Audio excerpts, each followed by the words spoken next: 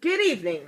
We are live from the Underground Railroad with an exclusive interview with Mrs. Harriet Tubman. Mrs. Tubman, how are you today? I'm fine, honey, but you can call me Harry. Do you mind if I stick with Mrs. Tubman right now? Go ahead, sweetheart. Mrs. Tubman, can you tell our viewers a little bit about yourself? Well, I was born in Dosha County, Maryland in 1820. At least that's what my mama told me. You see, slaves don't have real birth certificates. And can you tell us about your father and your mother? Well, my mother was owned by Mary Bordetts, and my father was owned by Anthony Thompson, and his name was Ben Ross. Now, you see, when Miss Mary and Mr. Anthony got married, so did my parents. And do you have any other siblings, brothers or sisters? I was one of 9 children. And where were you? What were you, the youngest or oldest? I was the youngest child. Oh. And what about your education, Mrs. Tubman? I ain't got none except for what my mama taught me. Do you know how to read? I didn't start to read till I got to the north. Okay. Mrs. Tubman, I noticed there's a big scar on your forehead. Can you tell me how that happened? Well, when I was a teenager, young adolescent, I was sent to the store by my master to get some dry supplies. Now, I saw a slave who had left her plantation without permission. And when her overseer told me to hold her down so he could hurt her, I just couldn't find it in myself to do it. So when I said no, he threw a 2-pound rock. Weight, it was hard and heavy at my head. And ever since then, I had seizures and deep dreams. And did they arrest the man that did this to you? Of course not. I was a black woman and he was a white man. He was far more superior to me. Mrs. Tubman, there are a lot of things the viewers are dying to know. Like, what made you want to do this? What finally got you to want to escape? Well, I just get tired of feeling inferior to everyone else. We're all equal in God's eyes. Did you know I'm a Methodist? Yes, Lord Jesus. And so I got sick of it and I decided to move on up to Philadelphia. I escaped in 1849.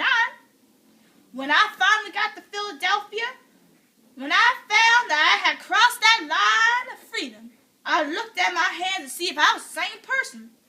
There was such a glory over the fields and I felt like I was in heaven. So what you're saying is you actually escaped by yourself and you left family members and friends back in Maryland? Well, my husband, John Tubman, my name, I married him in 1884. But he didn't want to come with me when I came up the second time. The second time I left, I brought some of my family members and friends.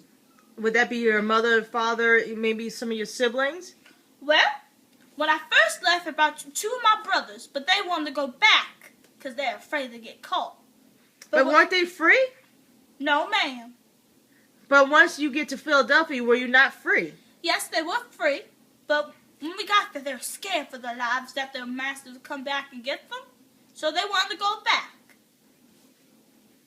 Mrs. Tubman, looking around in this railroad, I noticed some different screenshots and pictures that you have. One of a baby that says alligator bait. Can you please tell us a little bit about that? Well, now, they used to use little Negro babies and feed them as alligators, the white men in Mississippi, Alabama. Oh, very interesting. Yes, it is. So how do some of your friends and family, they're still in Maryland? No, sweetheart. I went back to go get them. I didn't just stay in Philadelphia. No. I wasn't going to let my people stay in bondage. You know, they call me Moses. They call you Moses, like Moses from the Bible? Yeah, Moses freed the Jews from Egypt, and I freed my slaves, the black ones, from the South. What did you do when the Fugitive Slave Law was passed in 1850? Well, I had to reroute the entire Underground Railroad by myself and some other constituents. And, well, I had to rewrite it to Canada, because Canada did not believe in slavery. Do you recall the Combahee River Road? Ah, yes. I was the first woman, Negro woman too, to lead an armed expedition in the army. I liberated more than 700 slaves from South Carolina. You helped free more than 700 slaves? Yes, not just them, my family. The first people, when I came back the second time to Maryland, first people I took was my niece Keisha and her 2 kids. Brought back my family, my parents, and 60 other slaves that I had known. Were you guys ever nervous about getting caught? Not me myself, because I have truly faith in God. Methodist woman, as you know.